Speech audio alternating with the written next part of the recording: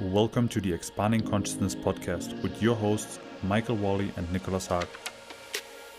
In this podcast, we explore ways to sharpen our awareness, make life more enjoyable, be a little kinder, become more authentic, less reactive, more present, and ultimately expand our consciousness.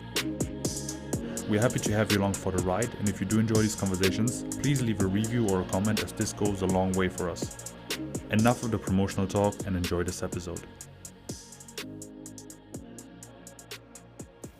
So, for today we want to talk about an interesting topic that popped up, at least for me this week, about a discovery that is 1 year old by now, that is kind of making circles in the psychonaut community. A lot of big names, a lot of big podcasts are talking about it. There was even mention of it when Rick Strassman was at Joe Rogan. And it's about a discovery from an experienced psychonaut that goes by the name Danny Goler, who created a trailer that is called The Discovery. In this trailer, he describes that basically when you smoke a low dose of DMT and you shot a double-slit laser at a wall, it produces specific visual hallucinations that basically look like the phenomena displayed in Matrix, where reality is overlaid with some kind of code, and which seems to be very mind-boggling, as it's a hallucination, which is different from regular, let's say, DMT hallucinations. What I mean by that is it's kind of a local. It stays local. It's kind of fixed in place. It doesn't move with your vision. So it's creating this effect that something has been revealed rather than something has been laid on top of reality. And so this person claims that this is what they discovered and about a year ago, and since then they have been trying to spread information about this. It's kind of widely known in the psychonaut community by now. He claims that he has 1,000 people that confirmed to him that they tried it out themselves and produced the same results. And interestingly enough, it seems that everybody sees the same thing, although I don't know how we would even verify that people see the same thing. But I think, for example, they're describing to each other the symbols that they see. And interestingly enough, the symbols are very similar also to those displayed in Matrix. And the letters displayed in the Matrix are of Japanese origin. I think it's some old Japanese writing. So that is kind of peculiar that, this kind of discovery from this person is so close to probably the most famous visual effect of all times. Probably, I think everybody has seen the Matrix effect. Everybody would recognize it's like a well-known thing. And then he discovers this, and it's so close to that one. And this person then claims to kind of found a proof to living in reality, let's say.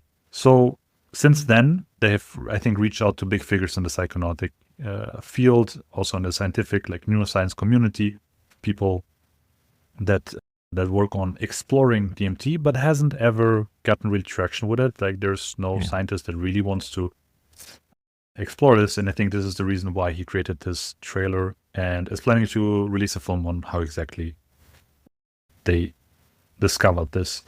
So this opens a lot of interesting questions. I also maybe would like to talk about kind of the response that they got, because this is kind of polarizing people. Like some people are buying into it, other people think it's complete nonsense, this person is crazy, and anything in between.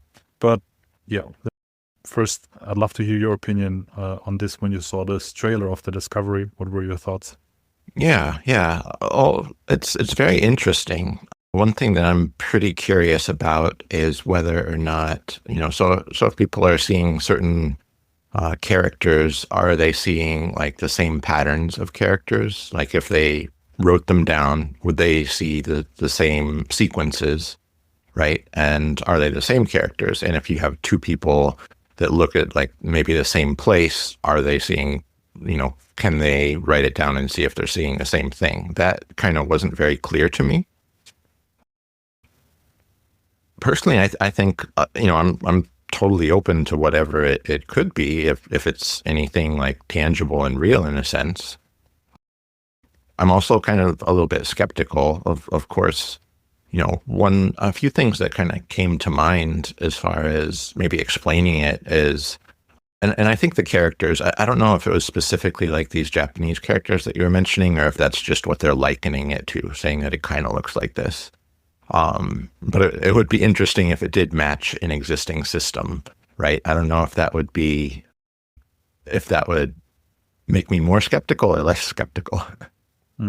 But I think, one thought that comes to mind is that as humanity, as civilizations developed alphabets, there are many commonalities, there are many similarities in these alphabets. And so I'm wondering if there's kind of underlying archetypal patterns. Maybe there are certain patterns that appear in nature that some of our symbols are derived from, in a sense. And so I'm wondering if, in a way, one question that comes to mind is maybe they're not seeing something about the external world. Maybe they're seeing something about how the mind perceives, right? Like maybe instead of seeing the code for the external world, maybe in a sense they're kind of seeing code within themselves, right? So I think that's an interesting way to look at it. I mean, personally, I haven't experienced this. I haven't smoked DMT myself. Would be very interested to at some point, and haven't done anything like this. Of course, have experienced a bit of visuals here and there on psychedelics.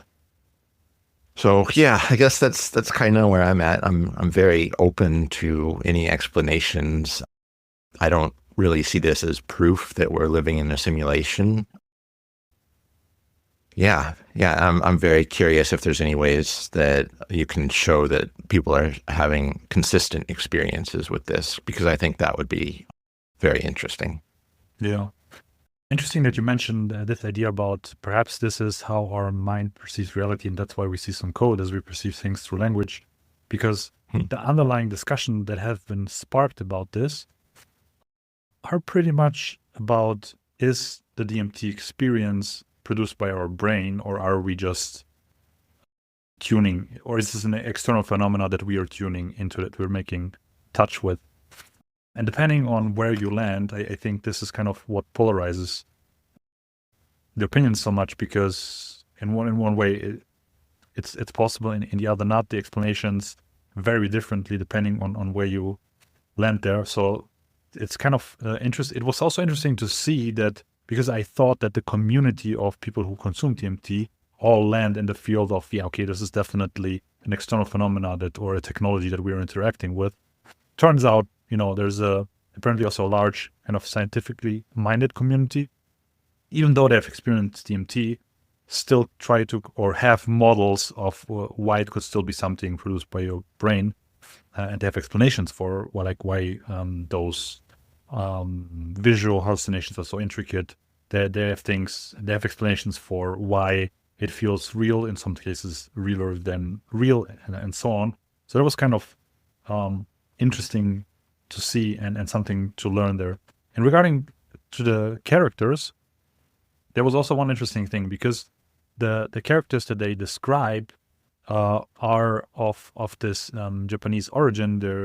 I think the name was katakana, that ended up, for example, in the Matrix, because Matrix draws a lot from Japanese mangas, from Ghost in a Shell, and things like that. And this is where this comes from, and obviously the lettering there was Japanese, and that's how it ended up there. But so one thing that Danny Goler connects this whole thing to is, since he creates kind of this, he tries to come up with explanation and kind of correlations, he brings up this report, I think it's called CARET report, CARET, which is a kind of 40-year-old alien spaceship recovery report, for which until this day it's kind of not known if it's like real or if it's faked. But it talks about some parts of alien ships that have been supposedly recovered, and the project to kind of reverse engineer how the thing was working. And in the parts, and there's pictures of the supposed spaceship or parts of it, there is this precise lettering. And even Danny Goler connected to it, and he says, like, this is exactly how it looks like. And then he draws some of the claims from the report that basically the code embedded on these materials is basically what creates the functions such as propulsion and so on. And then there's this kind of suggestion that these codes influence reality, and with these codes we could somehow program matter or something like that. And in the response from Danny Gallimore, or Andrew Gallimore rather, who's kind of a famous neuroscientist in the field who wrote books about, I think 3 books about DMT, and he's kind of well known, he has a podcast and so on, but he's very scientifically minded. He kind of debunked this thing because he lives in Japan, and he immediately saw that in this report it's in fact Japanese letters, like, and he even displayed it.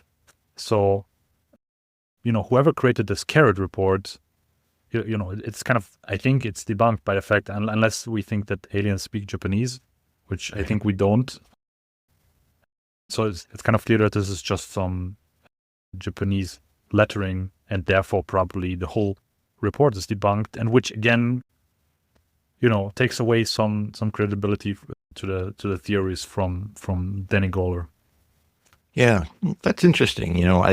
I'm also kind of skeptical of some of the debunking. I mean, getting back to this idea that there might be fundamental symbols or fundamental shapes, of course there are in nature that are some of the origins, so there's common origins of language and symbol sets, right?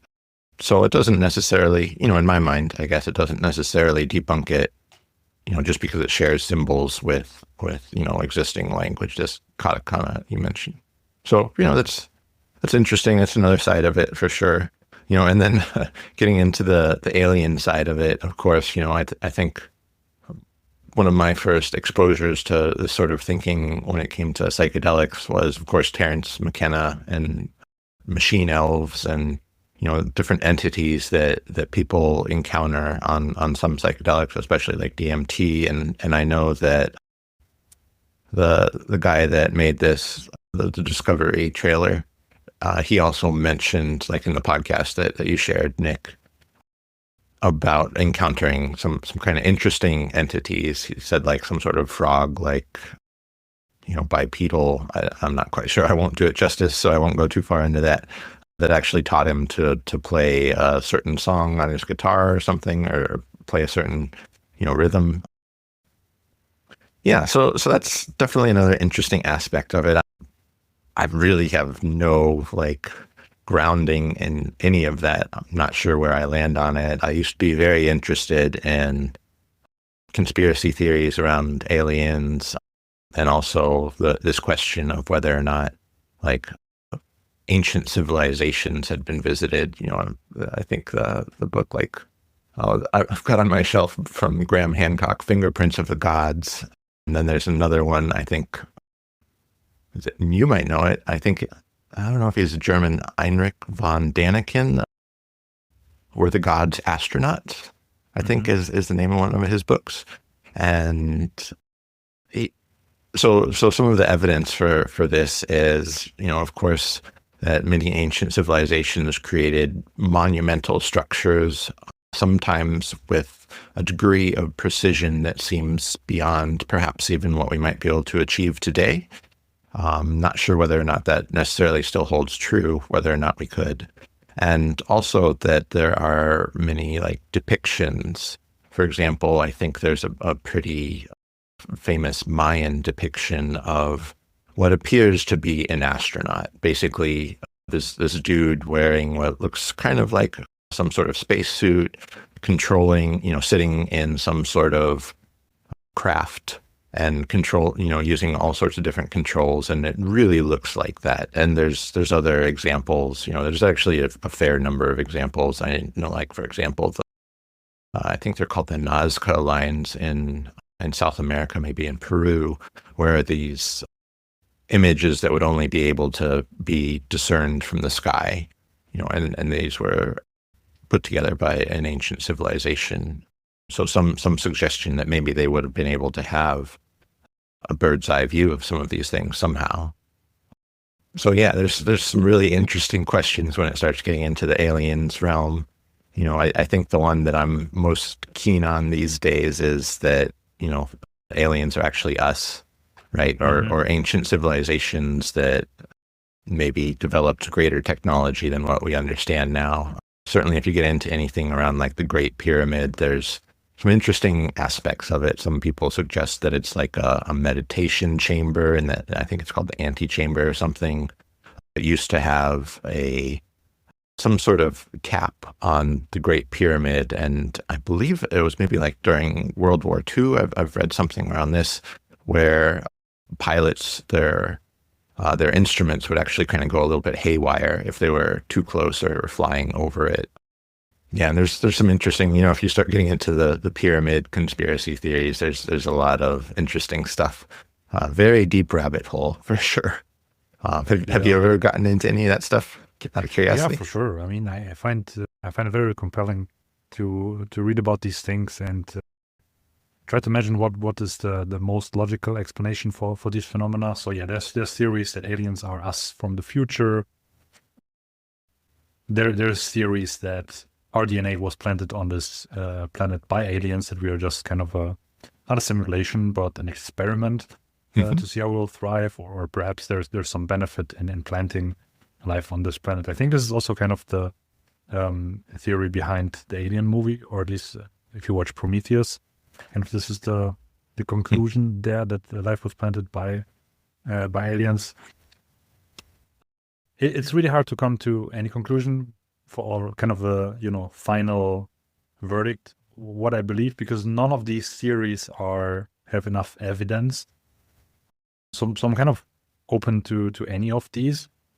I just think that if we live in a universe that is, let's say, endless, or at least the scale of it that we know is so big that we for sure know there's going to be other star systems with planets, with conditions where life could thrive. I just think it's so unlikely that we're the only ones in the universe.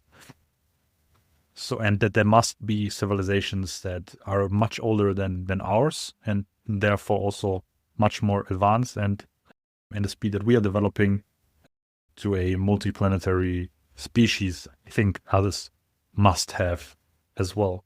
And in terms of how do you explain some phenomena in Egypt and like how were the pyramids built and so on. I don't know. I was in Egypt, and the historical explanations you get there from tourist guides are kind of dissatisfactory. But then again, it's thousands of years ago, and it's really hard to tell again, like what is really the truth. I also enjoy Graham Hancock's theories, and now he has a new Netflix documentary. I love this kind of speculation, but I don't have a final opinion really. Yeah, same. It is kind of just really fun to think about and kind of fantasize about. One that just came to mind that I want to bring up is there's this guy, and I can't think of his name, but he created a very interesting, it's called Coral Castle. I think it's in the United States. I think it's around Florida. And basically he carved up some very precise, I forget what type of stone it is, but he as an individual, seemingly or apparently, or so the story goes, he created this place called Coral Castle. And it seems, for example, I think one of the kind of more interesting pieces that he created there's this enormous rotating door. It's like stone, it's several tons, and it's like balanced, or at least at one point it was balanced so perfectly that you could just like very gently push this, and it's basically like a rotating door. Right. And so it had to have been engineered very accurately. Right. And I think that he actually built this place like in the early 1900s, I want to say. And so one of the things that he said, in terms of, nobody actually witnessed him creating it, as far as I know. One of the things that he said is that he understood the secrets of the Egyptians or the secrets of the ancients, and that's what sort of enabled him to create this place. So just another one of those kind of curious things that show up.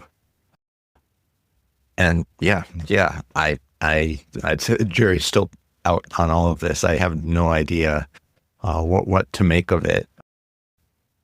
Yeah, there's also, I mean, comparative to that, there's, for example, some famous quotes by Nikola Tesla. If you want to, I'm going to butcher this, but if you want to find solutions, you need to think in terms of energy and, you know, some kind of vague statements that even further mystify the fact that he came up with so many inventions during his lifetime, that he supposedly had solutions for like free, infinite electricity or energy for humanity. And I guess what is interesting there, and then this kind of maybe ties it a bit back into the original discussion about Danny Goler and his project, is that he is one of the many inventors that seem to channel his inventions in a sense, right? Yeah. And this is an interesting phenomenon that also Danny Goler speaks about. So he actually tells the story of how he came to the discovery of the laser. And in his case, it was a series of synchronicities, and really like, you know, strange synchronicities, like really with numbers. Like, to give you one example, he tells the story that he walks the street and then he sees numbers on the floor. And then he just randomly Googles those numbers, and, you know, it leads him to a study about some double-slit laser. And this is kind of what piques his interest. Then he starts researching double-slit lasers. And then another synchronicity leads him to another thing. So he kind of uses these coincidences to actually guide him. And while this is, from a scientific perspective, absolutely crazy when you think about it first, on the other hand, his explanation is that this is how we come up with discoveries anyways. It's just that we usually take credit for it, right? Sure. So you have an epiphany, you have an idea, or you have a solution to a problem. And I mean, how does that happen? It happens, it's just there suddenly, right? You park the idea in the background, and then at one point you just have this realization, and then it's there.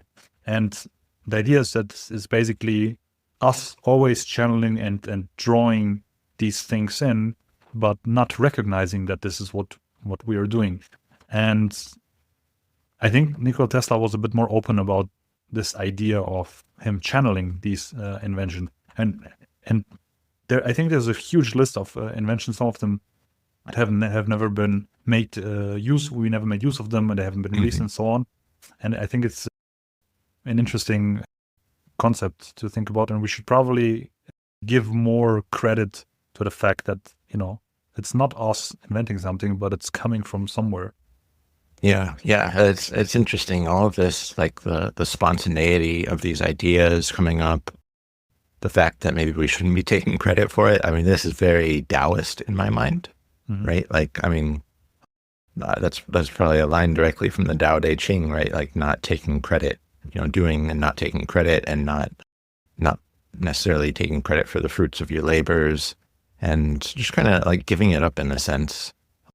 In a way, it's kind of very, very much so like following nature, right? It's kind of just allowing these things to happen. I think one of the things that kind of, you know, one of the ways that we come to some of these interesting spontaneous conclusions is just by staying open to this possibility, right? Like, and I guess I would also say, kind of to connect it back to psychedelics, is I think one of the reasons that psychedelics can help facilitate this is because I would say that it enables more lateral thinking within our minds, right? Where we're able to start connecting disparate ideas, you know, ideas that are otherwise very, very unconnected, right? Psychedelics can actually kind of empower the mind, almost like charge it up so that the signal can kind of jump tracks in a sense, right? And move laterally. And it's also, you know, very similar to like creative thinking, right?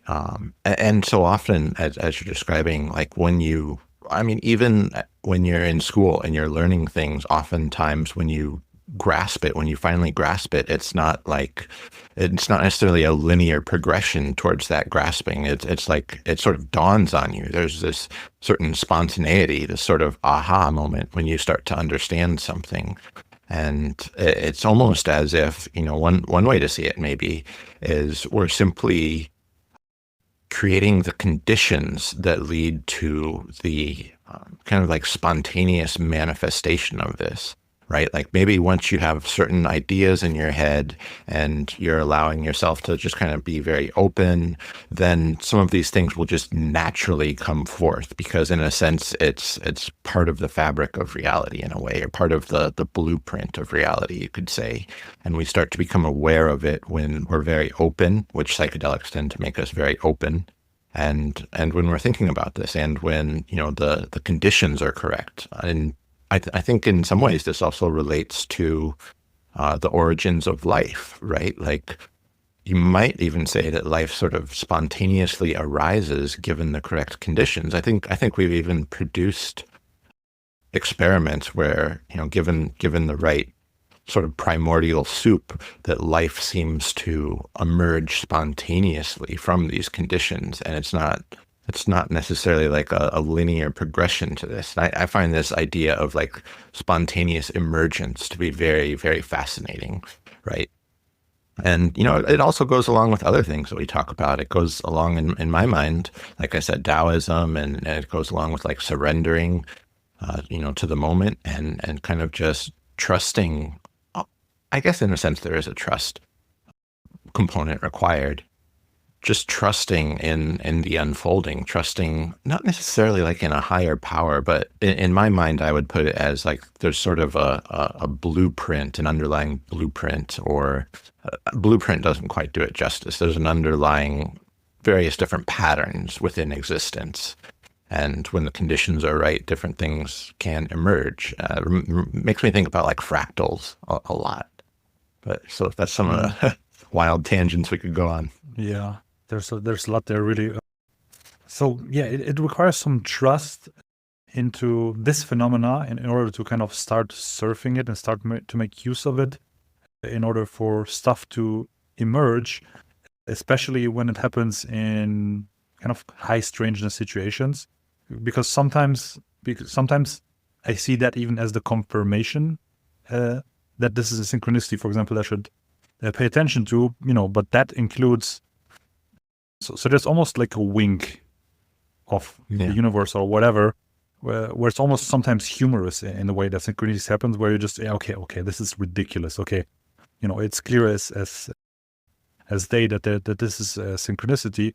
But then the question is, so that implies that somebody is winking, somebody is hinting, somebody is guiding, somebody is allowing to be channeled, and somebody is pushing something in a certain direction. And then the question would be, what or who is that, right? That the thing that we're trusting. And maybe, so one option could be that there's just a collective unconscious that we're all sort of tuned into, and that would also explain why maybe important ideas, or any ideas really, sometimes spawn at the same time across the globe, right? It happened a lot of times with inventions, business ideas, and whatnot. So maybe it's just the question of, who's tuned right for the information, who's ready, who's receptive, who's open enough for this thing to emerge. And this is then where it will emerge, while it all comes from one pool of connected archetypes that we are all able to channel, or it is, some people would like to see it as its spirit emerging through them if they get out of the way. What's your idea on what are we channeling there? Yeah. I'm keen on the idea of sort of this collective unconscious. I think I've come across it also in this author, Rupert Sheldrake, I think his name is, and he calls it the morphogenetic field. Yeah. And he's done, I want to say that there are some kind of interesting experiments done where essentially they would run mice through a very specific maze and time them, and then they would run similar experiments in other parts throughout the world, and they would find that the mice would actually, it would seem like they were kind of sharing the intelligence behind knowing how to run through this maze because they'd get more effective at it, right? even though they had no contact. And so it does kind of lend itself to some sort of non-local, right? And so this definitely gets into like quantum physics, right? Non-locality. And I only took intro to quantum physics, so I probably can't talk too much about this. I know a few of the base experiments and some of the findings, but I don't pretend to understand it very well whatsoever. It is, of course, extremely fascinating to start to get into this stuff.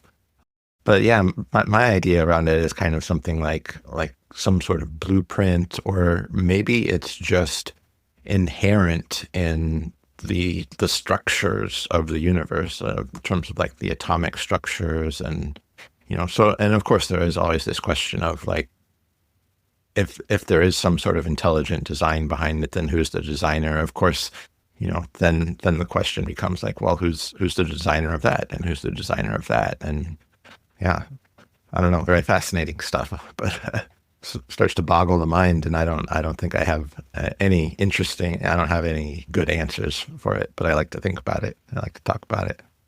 Yeah. What this reminds me a little bit of is I once heard a lecture of Terence McKenna where he was talking about, I think, theory of novelty, where he was talking about the fact that times are getting stranger.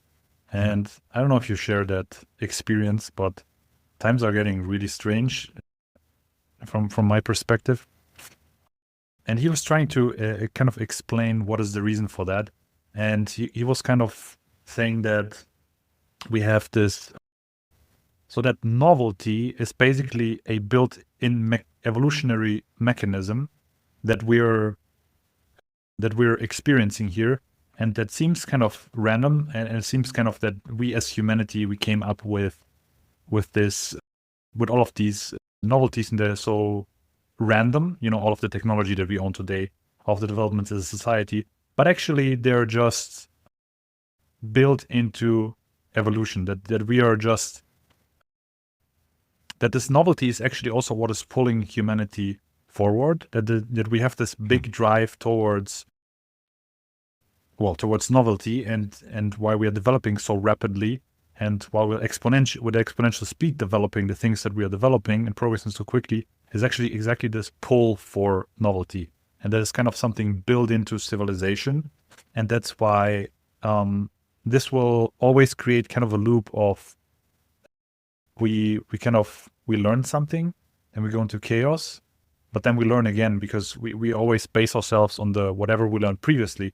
So whatever we learn gets more complex and more complex, and therefore times are getting stranger, because there's only so much novelty that we're used to, and as we experience already during our own lifetime, I think it's pretty clear to me that novelty has increased dramatically. I mean, the novelty I was experiencing in the 90s was so slow compared to read the news for couple of months. Nowadays it's crazy how much has changed. I mean, not even speaking about AI, which would be also interesting maybe to touch on, because Danny Goler also talked about it in an interesting way in the interview. And yeah, I don't remember why I started this ramble, but somehow I felt that this phenomena that novelty is built into the human evolution might be also maybe one explanation. Maybe it's just we as humans together are not seeing that we also build this kind of hive mind. So it would be same like you see ants building something. Mm-hmm. Are they aware that they're building the structure, or is everybody just aware of their own narrow focus, and they don't even realize that they somehow have a collective consciousness together and actually building something bigger? And is this perhaps the same phenomenon with people, that we think we only experience our own consciousness, and we don't even realize that we're connected in a grander way? Yeah, I really like that. I guess one thing that I want to say is, folks who are listening, if you haven't listened to much Terence McKenna, I highly recommend it. Of course, he's heavily influenced by his psychedelic experiences, but he was also a very brilliant person, and just listening to him is very enjoyable and will kind of seed your mind with a lot of these ideas. And also, yeah, I've come across the novelty theory. I think it's called time wave zero or something. And Mhm. there's some calculators out there that you can get that, so there's a mathematical formula that he uses behind this. And it's said that it's been able to accurately predict significant historical events. Basically, like once you calibrate it and align it to certain historical events, then it will predict future sort of upheaval type events and increases in novelty or complexity.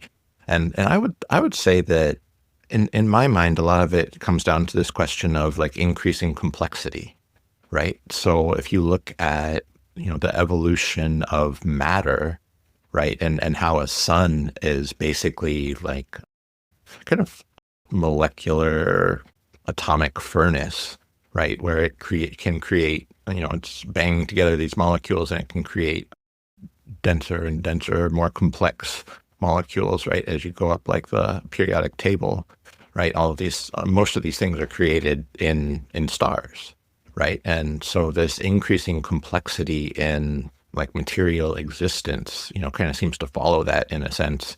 And always got to throw out the disclaimer. Sorry if I'm butchering any of the physics here.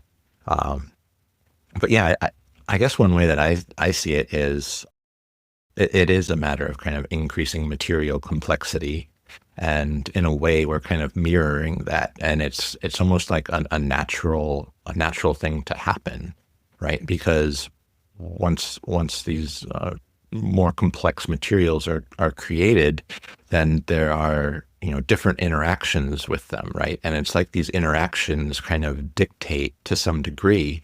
I mean, maybe that in a sense is the blueprint.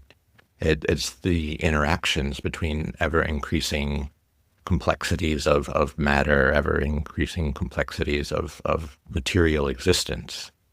And another, just to throw some more wild tangents into the mix, this also reminds me a lot of like cymatics.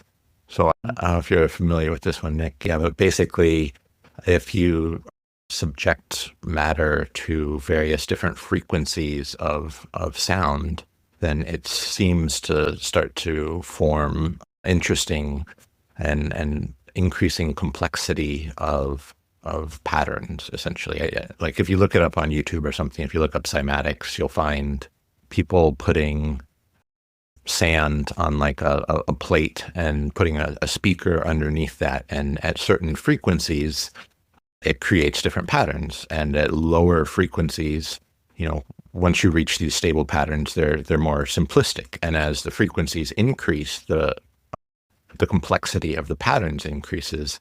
And at a certain point, there seems to be flow within these complexities.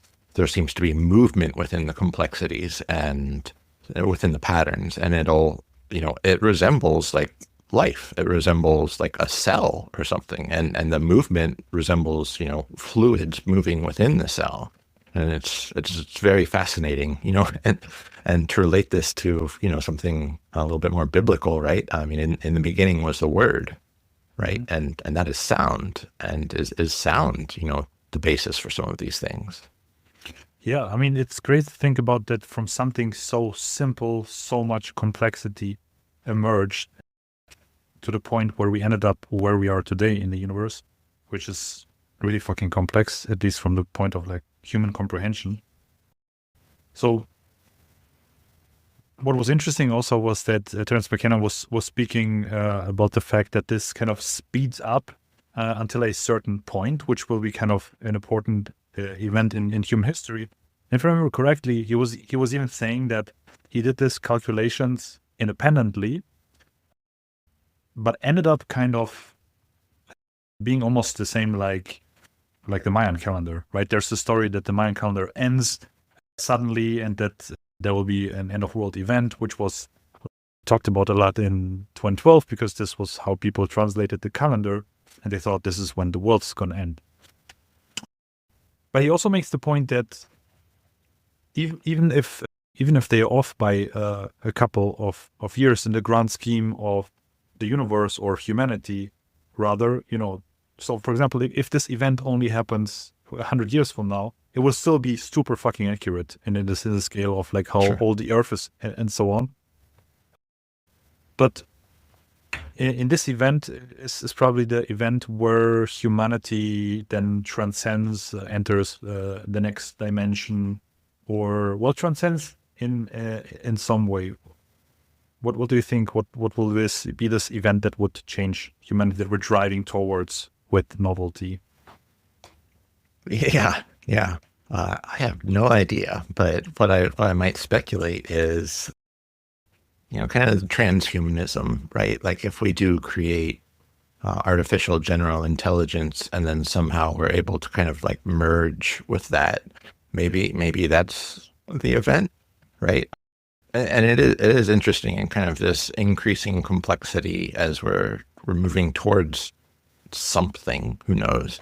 And it's like this oscillation in a sense between chaos and coherence, right? Where things become kind of chaotic and then things kind of settle into a higher level, a higher order of patterns, essentially, right? Yeah, yeah. I don't know. Do you have any particular speculations on what the future may hold? Yeah, for sure. I mean, I think, yeah, then there needs to transition need to happen for to change the course of humanity's actions, basically. And I think it is interesting that the potential for AGI emerged just in this time period, because this again increases the possibility for novelty to grow exponentially, like even more, right? So we're approaching basically the point where we think that if we have AGI, we created this thing which can come up with even more novelty for us, right? In a way so fast that it could, send us into transhumanism. It could end humanity for all we know. But it opens up these interesting pathways for humanity. And interestingly enough, in this interview, which I definitely have to link like below the episode, Danny Goler also talks about AGI, and it was really refreshing to listen to him talk about it, because in all the interviews and discussions about AGI I have been hearing, it was always a lot of catastrophizing and people talking about how we need to somehow prevent this thing running out of control. But he was making an interesting point, and his point was that we are AI. Because when we think about it, it's kind of AI or AGI will just be an accumulation of all the knowledge of humanity. So it's kind of this etheric form of human intelligence. One interesting word I've heard for AI recently by John Churchill was, he called it mineral intelligence. And it was kind of interesting because it's kind of putting the perspective that it's basically us, instilling metals and minerals with some kind of intelligence that will have its life on its own. Perhaps not consciousness. I don't necessarily think that it will be conscious, but it will be this bridge between us and whatever the next step for humanity is, kind of thing. And that was really, really, really an interesting perspective that made me think really a lot about that, because I rarely hear any kind of positive perspectives on AI. Yeah, I really enjoyed that part as well, where he was sharing that, AGI is us. I think it's maybe what he said. And I really like that idea. It really resonates with me. And I love this thing that you just mentioned, the mineral intelligence. It's a pretty fascinating idea. And, what comes to mind around that is, is biological intelligence, is our intelligence actually, in a sense, more advanced than potentially like a mineral intelligence? And, makes me wonder if we have, and I think to a large degree this is true, but if we have so much untapped potential, I mean, so what this kind of brings me back to, or brings to mind, is, so I watched the Discovery trailer and, read through a number of the YouTube comments, and there were a number of people saying that they had experienced this outside of DMT, right? Like they had through meditation or yoga or something, they had also seen some of these characters, which was pretty interesting.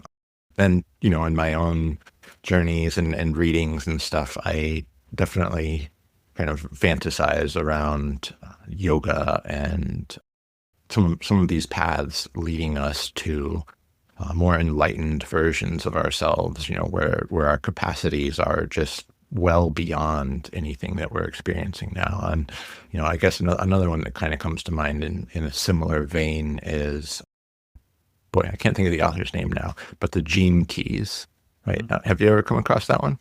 Yeah, I heard about it. Yeah, yeah. So he's got some interesting ideas in terms of unlocking these hidden potentials within ourselves, right? And for my money, it seems like practices like yoga and meditation and surrender start moving us in the direction where we're starting to be able to unlock some of these things, right? I mean, certainly if you read things like Autobiography of a Yogi or something, which I'm real keen on reading about, fantastic stories about yogis and their gurus and, what they're capable of in terms of essentially kind of superpowers. I mean, they're called cities. Probably mentioned it before, right? SIDDDHI or something.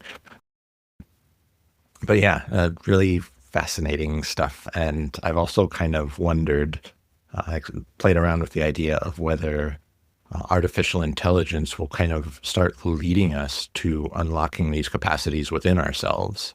But part of me thinks that it will, because we'll start really questioning, like, what are we, right? If we can create this mineral intelligence that seems to be, almost more intelligent than we are in some ways, or has like a greater capacity for just greater capacities in terms of thinking, in a sense, at least in terms of what we typically consciously access, right? And it starts making us question, like, okay, well, what are we? If artificial intelligence can do all of these things that we thought were made us special, in a sense, then what are we really?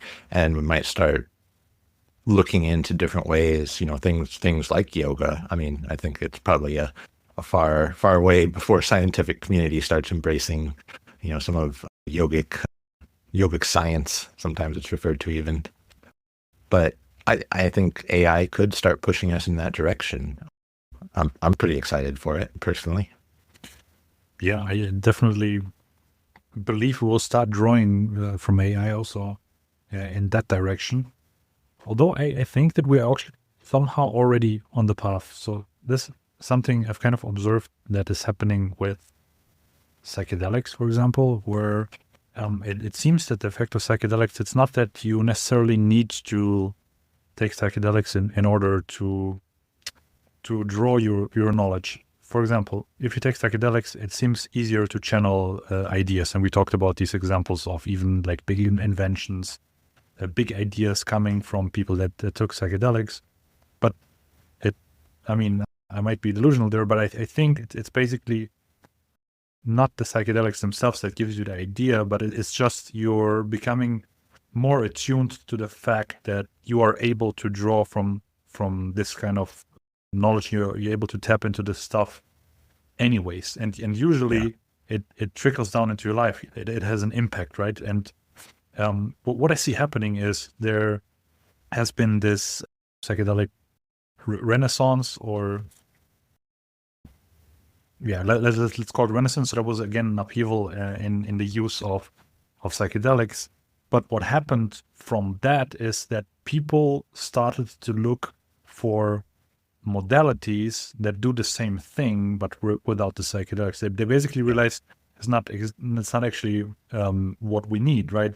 And even from a personal experience, like after my most impactful psychedelic trips, afterwards I was really into meditation, and I was just tuning more into my body and realizing that these things that I achieved there, it's kind of a cheat code, but it's not actually what we want, and this is something we can transcend. And it's, I mean, it also sometimes raises the question for me, like, why are these things existing on Earth? Like, is this also, are these also intelligent tools that are around? Is this just really like an accident in nature that we can interact with these molecules? So another question we can only speculate on. But the point I wanted to make is I see a mass forming of people. I mean, if you look at the Psychonaut subreddit, it has like 500,000 members. And like what I see is people, this is kind of the ignition event for people to dive into the stuff, but they realize that all of this stuff is not needed and that we can achieve all of those states ourselves without psychedelics. So when you say that, you mentioned that through yoga, it is possible to reach states where you could as well have visual hallucinations, like seeing code and this kind of stuff. Yeah, for sure, because we have more and more people looking, or in some cases rediscovering old techniques and practicing them.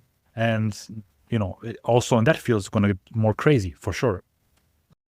And we still have DMT, which is a completely unmapped space yet. And we're only slowly starting to map with those studies that are doing, where they do like put people in extended states and trying to map it out, trying to bring stuff back from there. So I think it is already kind of happening. And I agree with you that using AGI, it will be only faster, because then we have, the collective mind, us figuring out, but with an almost unlimited capacity, or limited by the capacity of computing power. I mean, who knows? Maybe it will come up with new psychedelic compounds, right? They will maybe design molecules that will be even more mind-blowing than DMT. I don't know exactly how it will unfold, but for sure it will also assist us in that direction. Yeah. I think one of the things that we're going to learn is that sort of the ultimate technology, or the ultimate final frontier is us, right? Mm-hmm. Like the human body, the human mind. I think that might be sort of the ultimate technology that we could, start to realize some of the capacities of, and that's like, to me, that's like very empowering. Like we've all got one of these bodies, we've all got one of these minds, and sure, we might be in the dumps, or depressed, or, struggling with other things, struggling with, sometimes, in the grand scheme of things, maybe a little bit more trivial type of things, but we also have these latent capacities within us. And that's really exciting. That's really motivating to me, right? I mean, that's the most motivating part of my journey has been, right, like initially taking psychedelics, and then it's been a question of how do I bridge that gap between my normal everyday, state of being and those seemingly like fantastic states of being that we can get into otherwise. Like, how do I do that so that I can be there all the time? And, the answers that I've come across so far is basically like yoga and meditation and breath work and all these other practices that we talk about, right? Being open. And at some level, it can also be really mundane things as well, like just being open to possibilities that otherwise we're pretty close to. Yeah. What is interesting though is that a lot of this stuff is kind of hidden in plain sight. So we are not, we're not developing new features of the body. We're just discovering that there's these features, let's say, laying dormant, these layers of either consciousness or bodily functions that we never access, or that we haven't accessed perhaps in thousands of years. Although I imagine, if they're evolutionary there, they might have been used in the past. Otherwise, like, how did it develop? Sure. But it's fascinating to see then, once you start diving into the possibilities of your own body, of your own mind, is that, we're really only scratching the surface, I have the feeling, of the potential. And it's going to take maybe generations, but to see the full potential. But yeah, I think we will see a lot of development there in the following decades. Totally. Yeah. Very exciting times. Maybe that's a good place to stop it. Yeah, that's a great roundup.